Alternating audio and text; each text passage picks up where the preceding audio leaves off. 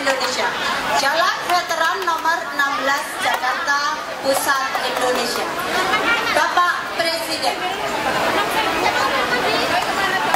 tanggal 26 Juni yang lalu diperingati oleh dunia sebagai Hari Dukungan Internasional untuk Korban Penyiksaan.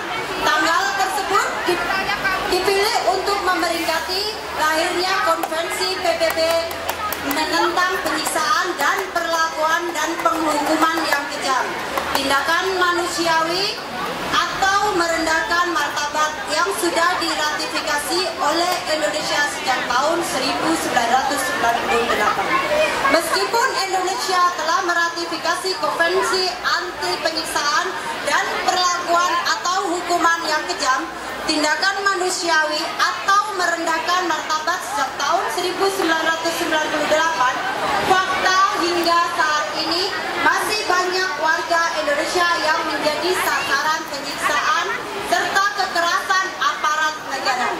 Kami prihatin dengan apa yang terjadi di Rembang dan Karawang baru-baru ini, di mana aparat negara menggunakan kekerasan dalam membubarkan aksi damai kelompok tani dan buruh di Rembang dan Karawang baru-baru ini. Pengguna kekerasan terhadap kelompok petani, buruh, serta anggota masyarakat lainnya di Rembang dan Karawang hanyalah merupakan salah satu contoh konkret kasus kekerasan aparat negara terhadap rakyatnya. Sebelumnya pada awal tahun ini, 2 pekerja pabrik penggiling cabai di Padang yang bernama Oki dan Andi dipukuli dan ditembak kakinya oleh polisi Kota Padang. Keduanya ditangkap atas pencurian yang tidak pernah mereka lakukan. Pada bulan April ini, dua mahasiswa bernama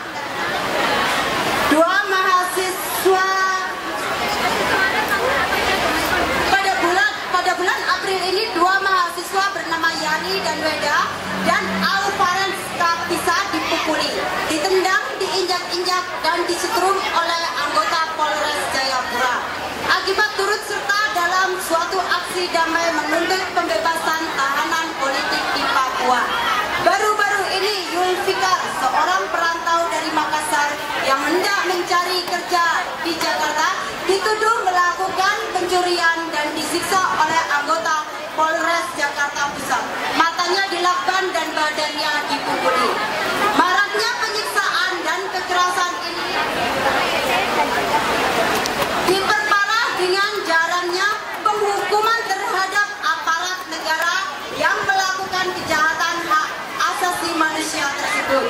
Sekalipun ada hukuman yang dijatuhkan selalu ringan.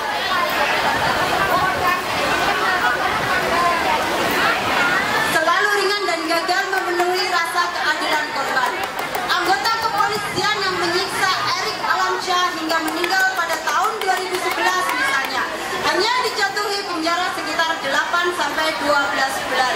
Begitupun halnya yang terjadi anggota Tentara Nasional TNI yang memukuli dan melakukan pelecehan seksual terhadap seorang laki-laki Papua pada tahun 2010. Ironisnya, di saat hukum tampak tidak bertaring menghadapi aparat negara pelaku kekerasan dan penyiksaan, ia begitu ganas dalam menghukum anggota masyarakat kelas bawah atas kejahatan yang tidak mereka lakukan. 6 orang pengamen jalanan di Cipulir, 4 diantaranya anak-anak yang harus mendekam di penjara akibat dituduh membunuh. Meskipun bukti-bukti yang ada menunjukkan mereka tidak bersalah.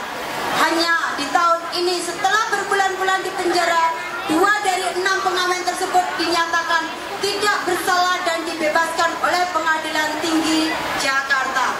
4 sisanya masih menunggu keputusan dari Mahkamah Agung. Penyiksaan bukan saja berdampak pada rasa sakit atau trauma psikologis.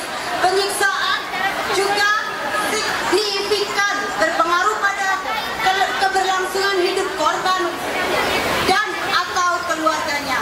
Akibat ditangkap dan ditahan sewena-wena serta disiksa oleh aparat negara, banyak korban penyiksaan kehilangan pekerjaan ataupun kemampuan untuk bekerja.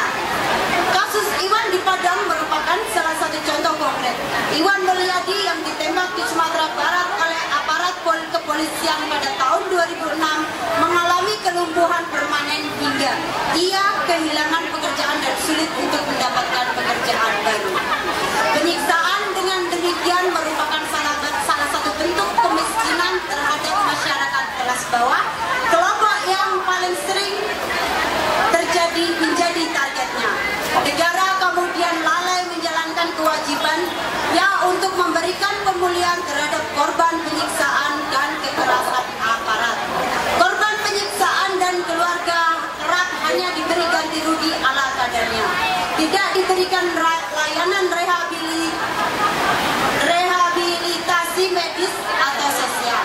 Permintaan maaf terhadap korban dan keluarga jarang diberikan. Yang ada fitnah kebohongan disebarkan di media. Korban melawan tegas, korban merebut senjata, korban berusaha melarikan diri, kematian korban merupakan murni bunuh diri. Pemeriksaan sudah sesuai prosedur atau polisi tidak pernah melakukan penyiksaan.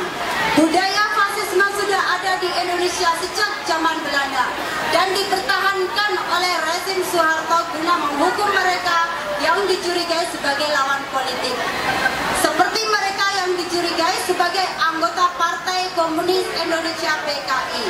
Jatuhnya Soeharto dan pergantian presiden di Indonesia sayangnya tidak mampu mengubah cara kerja aparat negara dalam memberikan pelayanan kepada masyarakat.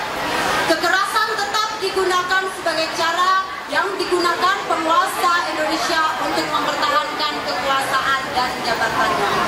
Pada Hari Dukungan Internasional untuk korban penyiksaan ini, dengan demikian kami lembaga, organisasi, dan warga negara Indonesia di luar negeri yang bertanda tangan di bawah ini mendesak pemerintah Indonesia untuk mengakui bahwa penyiksaan dan kekerasan aparat negara merupakan suatu realita.